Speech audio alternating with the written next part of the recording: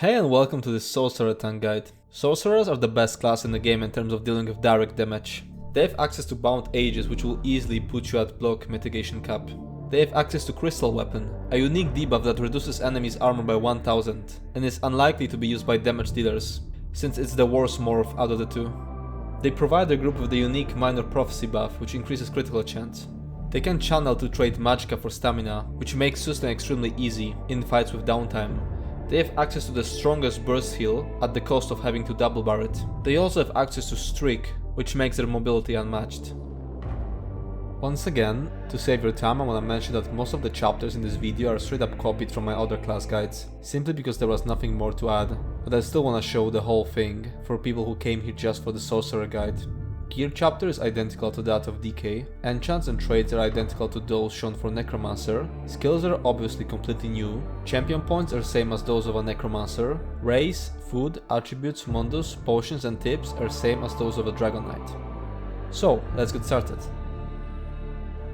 Gear. I'm using the Wizard's Wardrobe add-on to quickly swap between setups, but I'll also talk about how to set up your gear if you don't want to use that add-on or if you're a console player.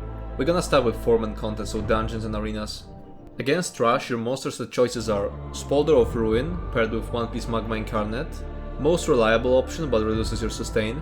Archdruid Deverick is in theory the strongest option, but in practice is really bad against trash because it often bugs out on uneven terrain. Encratis if your team has mainly fire damage, but you'll have to slot flame damage abilities, so I would advise against that. Tremor Scale if your damage dealers are in medium armor and they need additional penetration. 5-piece sets you can use are Yolnacrin, very easy to proc. It's best to use it on body since you want it to work on both of your bars. Crimson Oath can be put on body or back bar. Useful if your damage dealers need more penetration, but don't combine it with Tremor Scale, one is enough. Olorim can be put on back bar and is the best option if you don't have a healer with you, providing Magic Courage. Powerful Assault can be put on body or back bar. Its main disadvantage is it requires you to cast an assault ability. Turning Tide can be put on body if you're not using Archdruid, but its usefulness depends on your group. In an experienced group, this set will most probably proc while the trash is almost dead. Pearlescent Ward is only slightly worse than Yolnacrin. On your front bar, Vateshran Sword and Board is an absolute winner. It makes stacking ads so much faster.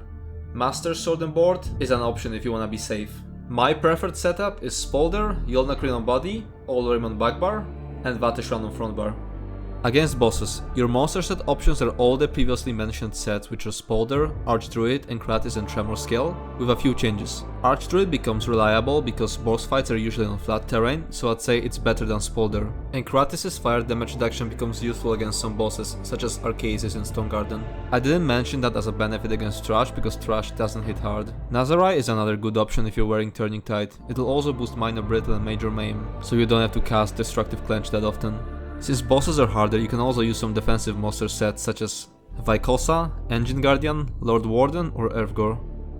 When it comes to 5-piece sets, Turning Tide is the best option on body this time. Yolnacrin is still decent. Olorim is still best if you don't have a healer with Major Courage. Powerful Assault shouldn't be worn on body against harder bosses. It still has the disadvantage of eating up a skill slot, but Vigor isn't that bad anymore because the Resolving Morph gives you Minor Resolve. Crimson Oath is the best option if your DDs don't have enough penetration because they're in medium armor. But again, don't mix it with Tremor Scale. Pearlescent Ward is only slightly worse than Yolnacrin, but it has the advantage of giving you massive mitigation when your group members die, making it easier to recover. On your front bar, Master Sword and Board is the best option by far. My preferred setup is Archdruid, Turning Tide, Olorim and Master Sword and Board. If you can't quickly switch between setups, just stay on your boss setup all the time.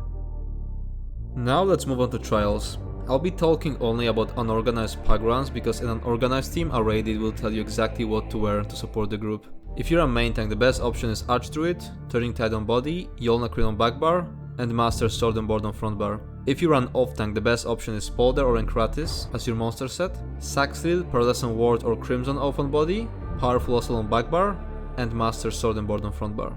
Once again, these are setups for unorganized groups. Archdruid and Turning Tide become less useful in organized groups where Major Wound can be taken care of by 2 Colossi ults and a healer with Nazarai and Pearls. Once you feel comfortable enough, you can start using double Ice Staff setups on some fights. In that case, if you've had Yolna on back bar, you'll now have to move Yolna to front bar, since that's where your Destructive Clench will be. Here's an example of main tank setup with Ice Staves, off tank setup, and off tank setup with Ice Staves. What to do if you don't have those sets? If you're a complete beginner, use crafted sets such as Fortified Brass, Heartland Conqueror or Serpent's Disdain. You can use Death's Wind or any set that has 2-piece armor bonus on your weapons.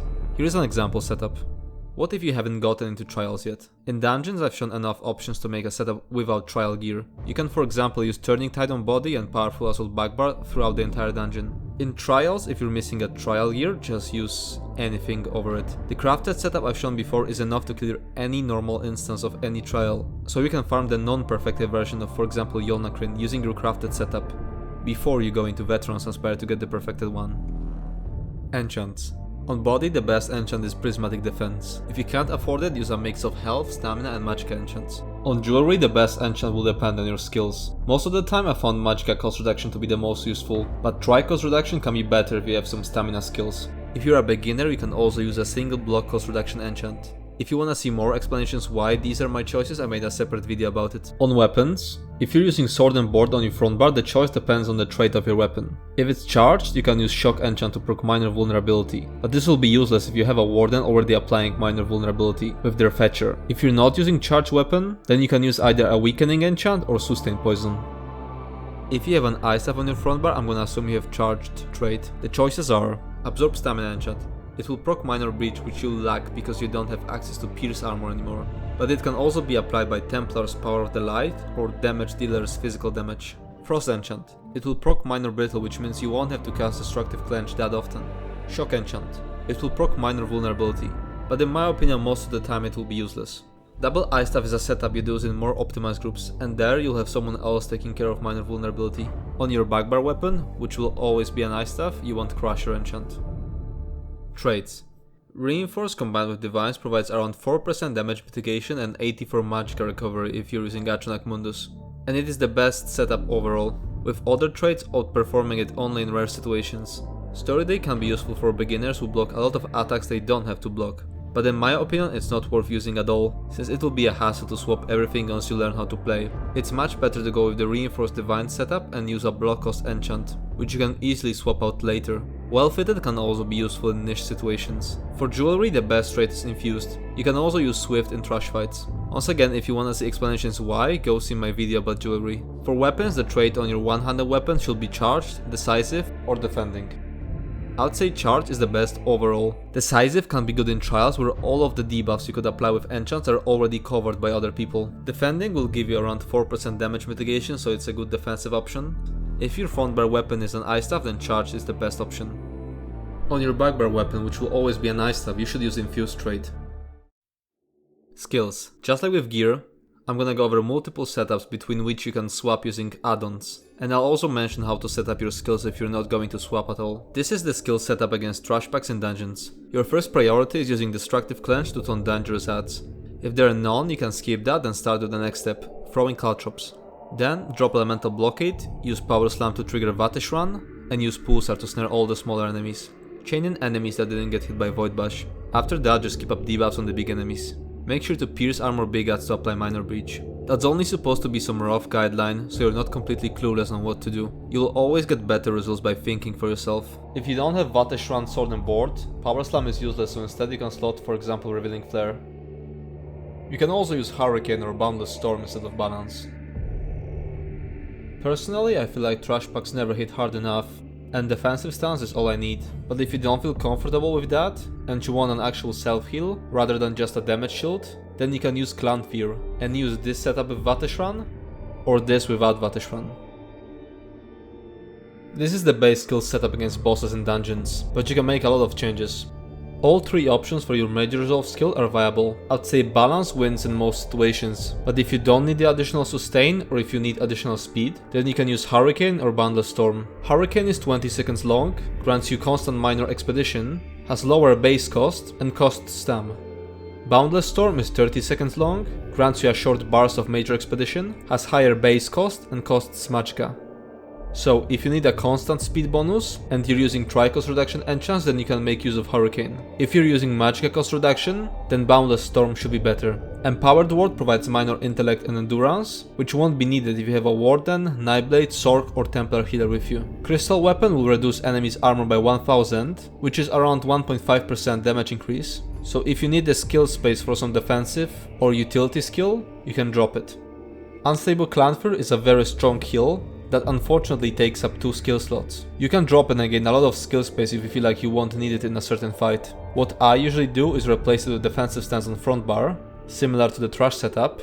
This way I gain a skill slot on back bar and still have a skill to defend myself with on front bar.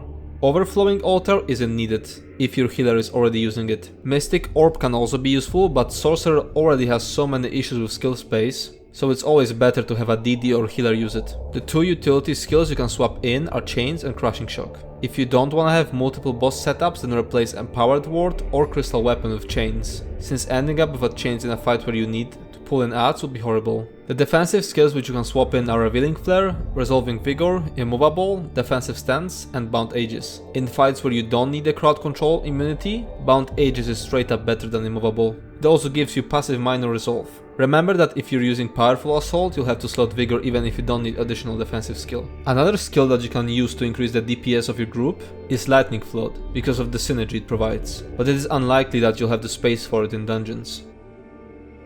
And here's the setup for trash and bosses if you absolutely don't want to swap anything. Keep in mind you'll still need Crushing Shock and Immovable or Bound Aegis for some fights, but those are so rare you can just take your time and slot them manually when you encounter those. This is the setup for trash and trials. And this is the base skill setup against bosses and trials. You can apply basically everything I said about dungeon boss setups here, except here you'll always have a healer, so you shouldn't need to run Overflowing Altar or Empowered Ward. Since you'll have so much more bar space, you should be able to fit Lightning Flood. In the empty slot you can use any utility or defensive skill, like Bound Aegis or Silver Leash if the fight requires it. This is the base setup for bosses and trials with double ice staves. It's very important to fit in Crystal Weapon here, because Crystal Weapon with charged ice staff will very frequently proc Sunder status, which provides minor breach.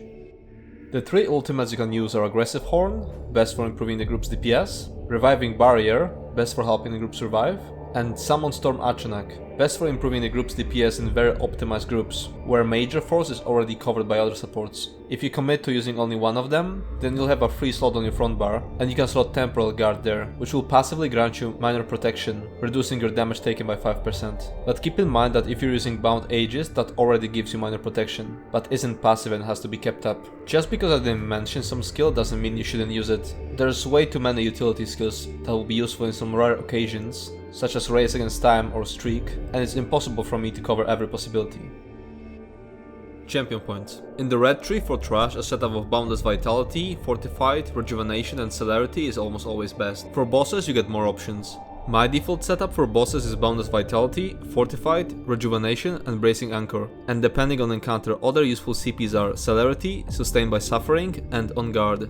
Which slotables you're gonna unslot to feed these depends on the encounter and the type of damage you'll be taking. For example, against max HP based dots, such as Bossy Fight, the best setup will be Fortified, Sustained by Suffering, Rejuvenation and Celerity. Against blockable direct damage, such as the Warrior Fight, the best setup will be Boundless Vitality, Fortified, Rejuvenation and Bracing Anchor. In the blue tree, your base setup should be the 4 mitigation CPs, which are Ironclad, Duelist's Rebuff, Enduring Resolve and Unassailable. But that's just the base, and you can get more out of it if you prepare for each fight, because most of the fights in this game don't have all 4 of these damage types. The 2 other useful slotables are Bulwark and Focused Mending. So let's take main tanking Bassi as an example again. You can throw away Unassailable because you don't need Area of Effect damage reduction. And you can throw away Ironclad because even though there will be some direct damage attacks, most of the damage will come from the dot. So you'd end up with Duelist Rebuff, Enduring Resolve, Bulwark and Focused Mending. Race. Unfortunately, the races are not balanced at all, and Nord is much better than anything else, and the difference is not small, it's about 7% damage mitigation. You can of course change the build a bit on other races to get more armor, but then you lose sustain. Pick Nord if all you care about is performance, otherwise just pick any race that looks cool to you. Food. The best food is Orzorga Smoked Bear Haunch, but it's expensive. Jewels of Misrule provide slightly lower stats and are way cheaper. When main tanking Cloud Rest in Execute, you will want to lower your max HP, so you will switch to Candid Jester Coin. Attributes. Most of the time it's best to put all your points into health. It'll increase your survivability and increase scaling on some of your abilities. Having bigger resource capacity is useful, but not at the cost of health. If you're playing a race with racial bonus to maximum magicka, you'll have to put some points into stamina to make sure it's higher than magicka, so that stamina is your dominant resource. Mundus. Most of the time the Achanak, which increases your magical recovery, is the most useful. If you didn't choose Nord as your race, then the Lady, which increases your armor, is also an option to make up for missing armor. The Steed, which increases your movement speed, can also be useful in places such as Cloudress, but it's not necessary. Potions. Most of the time you want to use the Tristat potion, which restores all of your resources and boosts their recoveries by 30%. You can craft it by combining Columbine, Baglos and Mountain's Flower. A better alternative, though much more expensive, is Heroism Potion, which boosts your ultimate generation instead of restoring health. You can craft it by combining Columbine, Dragon's Blood and Dragon Rune. Tips. If you're using Sword and Board, make sure not to bar swap right after casting Destructive Clench. Minor Brittle can only be applied while wielding Ice Staff, so if you swap your one hand and shield bar before projectile hits the enemy, you won't apply it. Also, do not put a point in Tri-Focus passive. That's all I have to say about Sorcerer Tank. If you have any more questions, feel free to ask in the comments. And if you want to see more of my content, you can subscribe to my channel. See you in the next video.